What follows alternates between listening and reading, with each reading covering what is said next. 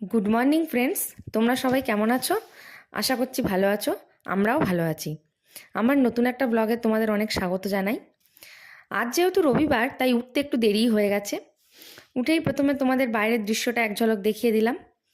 তারপর শাশুড়ি মায়ের আর আমার বাসি জামাকাপড়গুলো ধুয়ে নিয়ে কফি নিয়ে বসে পড়লাম খেতে।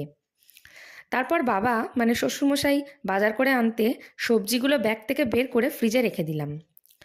লুকিয়ে লুকিয়ে বাবা আর মায়ের গাছ পরিচালনা করাটা তোমাদের একটু দেখিয়ে দিলাম। দেখো কেমন লাগছে।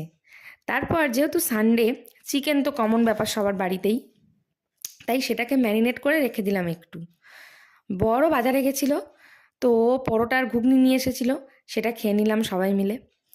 তারপর মাংসর জন্য সব কেটে নিয়ে মাংসর আলুটা ভেজে নিলাম।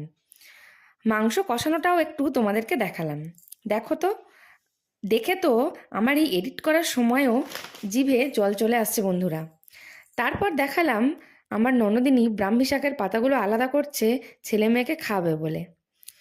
তোমাদেরকে তো আগেই বললাম আজ আমাদের লাল লাল মাংসের ঝোল রান্না করেছিলাম, আর হয়েছিল পেঁয়াজ কড়ির সব রকম সবজি দিয়ে চচ্চড়ি আর জলপাইয়ের চাটনি। তারপর বিকেলে উঠে দুধ গরম করে মাজা বাসনগুলো গুছিয়ে নিয়ে বর আর আমি একটু গেছিলাম নদীর ধারে। অনেক দিন যাওয়া হয় না, তাই আজ গেছিলাম। সেটাও একটু তুলে ধরলাম তোমাদের সামনে। তারপর একটু শাঁখা দোকানে গিয়ে একজোড়া শাঁখা আর পলা নিয়ে এলাম। বাড়ি এসে চা করে খেয়ে নিলাম সবাই মিলে ঠান্ডায় ঠান্ডায়। তারপর ময়দা মেখে নিয়ে কালকে রান্নার জন্য সবজিটাও কেটে রাখলাম। আজকের ব্লগটা আমার এই পর্যন্তই থাকলো। ভালো লাগলে তোমরা অবশ্যই like, comment, share and subscribe করে দিও চ্যানেলটা।